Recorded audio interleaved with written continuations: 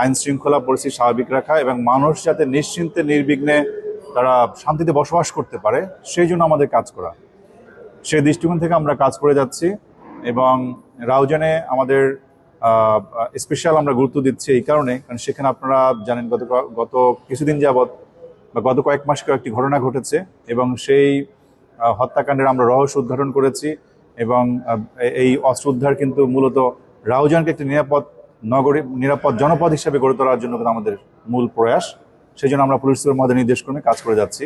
এক্ষেত্রে জেলা গোয়েন্দা শাখা, তারপরে রাউজান থানা পুলিশ এবং নোয়াপাড়ার যে আমাদের পুলিশ ক্যাম্প রয়েছে, এরা কিন্তু মানে পূর্ণ উদ্যমে কাজ করে যাচ্ছে। মূল উদ্দেশ্য হচ্ছে চট্টগ্রাম যারা বসবাসকারী আছেন এদেরকে নিরাপদ নগরী হিসাবে গড়ে তোলা এবং প্রতিটি উপজেলায় যাতে আইন শৃঙ্খলা স্বাভাবিক থাকে এবং এই ধরনের অনাকাঙ্ক্ষিত যে হত্যাকাণ্ড এটা যাতে ক্রমান্বয়ে হ্রাস পায়, এটা আমাদের মূল উদ্দেশ্য আর কি। গতকালকে আমাদের 2টি অভিযান ছিল, সেক্ষেত্রে 3 জনকে গ্রেপ্তার করা হয়েছে এবং তাদের কাছ থেকে একটি বিদেশি পিস্তল, 2টি ম্যাগজিন এবং 2 রাউন্ড গুলি, একটি 1 নলা বন্দুক এবং 3টি কার্তুজ আমরা উদ্ধার করেছি।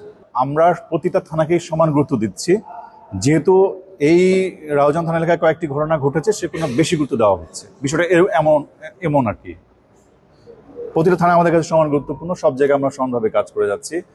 আর রাউজানে কয়েকটি ঘটনার প্রেক্ষিতে সেখানে মূলত এতগুলো অস্ত্র কিন্তু অন্য জায়গা থেকে উদ্ধার হয়নি, যেহেতু এখান থেকে এতগুলো অস্ত্র উদ্ধার হচ্ছে স্বাভাবিক তাহলে অস্ত্র ছিল এবং সেই কারণে আমরা সেখানে আরো সেখানে আমরা অস্ত্র নির্মূল করবো, সেখান থেকে সমস্ত অস্ত্র সেখানে উদ্ধার হবে, কোনো অবৈধ অস্ত্র সেখানে থাকতে পারবে না।